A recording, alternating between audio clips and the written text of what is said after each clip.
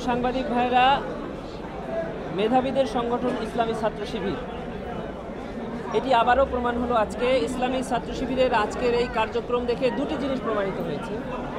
একটি হলো মিথ্যা এবং প্রোপাগান্ডা দিয়ে কখনো সত্যকে দাবিয়ে রাখা যায় না।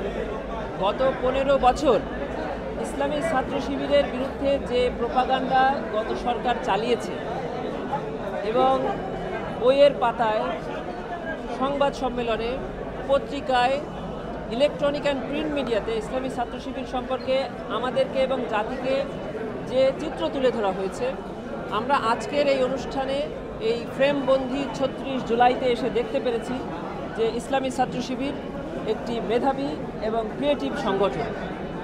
আমরা আন্তর্জাতিক অপরাধ ট্রাইব্যুনালের প্রসিকিউশন অফিসের পক্ষ থেকে আমরা কয়েকজন প্রসিকিউটররা আজকের এই ফ্রেমবন্দি 36 জুলাই এই চিত্রশালাটি দেখতে এসেছি।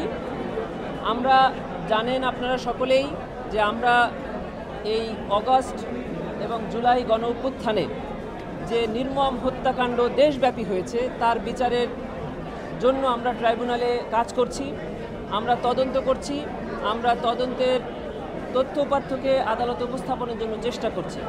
সেজন্য আমরা এসেছিলাম যে এই ফ্রেমবন্দি 36 জুলাই থেকে আমাদের এই মামলা সংক্রান্ত কী বিষয়ে আমরা উপস্থাপন করতে পারি।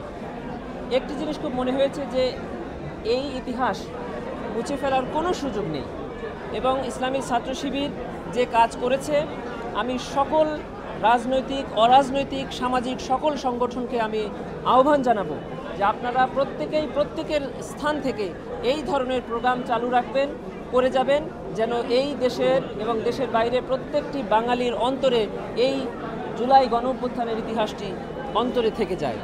আরেকটি আহ্বান জানাবো কর্তৃপক্ষকে, এই জুলাই ফ্রেমবন্দি 36 জুলাই এই অনুষ্ঠানটা যেন আরও বেশ কিছুদিন যাবৎ ধরে চলে, তার জন্য যথাযথ ব্যবস্থা নেবে। আরেকটি আহ্বান সবাইকে জানাবো যে আজকের এই অনুষ্ঠানে এসে আমার মনে হয়েছে এমন কিছু ছবি আমরা দেখেছি যেগুলো এখনও আমাদের কাছে আসে নাই। দেশবাসীর কাছে যেখানে যে অবস্থায়, যে ফর্মে এই জুলাই গণ অভ্যুত্থানের তথ্য উপাত্ত আছে, সবই আপনারা আমাদের ট্রাইব্যুনালের প্রসিকিউশন অফিসে জমা দিয়ে যাবেন, যাতে আমরা করে একটি নিরপেক্ষ ন্যায় বিচার এই পৃথিবীকে, এই জাতিকে উপহার দিতে পারি এবং যারা আসলে অপরাধ করেছে, অবিচার করেছে, অন্যায় করেছে, তাদেরকে আমরা যথাযথ বিচারের আওতায় আনতে পারি। এই ট্রাইব্যুনালে ইন্ডিভিজুয়ালদের বিচার করছি, মানে ব্যক্তির বিচার করছি।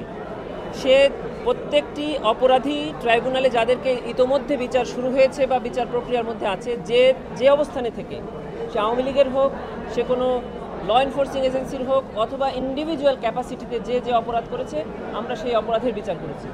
সংগঠন বা দল হিসাবে কাউকে বিচার করার জন্য এদেশে প্রচলিত আরও অনেক আইন আছে। সরকার যদি চায় সেই আইন প্রয়োগ করে তাদেরকে যে কোনো নিষিদ্ধ বা যে কোনো ব্যবস্থা করতে পারে। আমরা ট্রাইব্যুনাল থেকে এ জাতীয় কোনো প্রসিডিংস চালাচ্ছি না আপাতত, আমরা শুধু ইন্ডিভিজুয়ালদের বিচার করছি।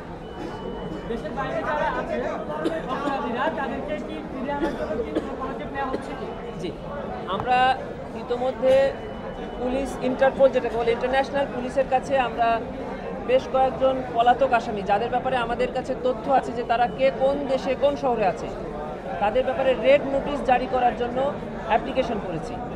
আর যারা দেশের বাইরে আছে তাদের ব্যাপারে আমাদের যে সকল দেশের সাথে চুক্তি আছে, সে সকল দেশের চুক্তি অনুযায়ী তাদেরকে ফিরিয়ে আনার জন্য আমরা সরকারকে বলব।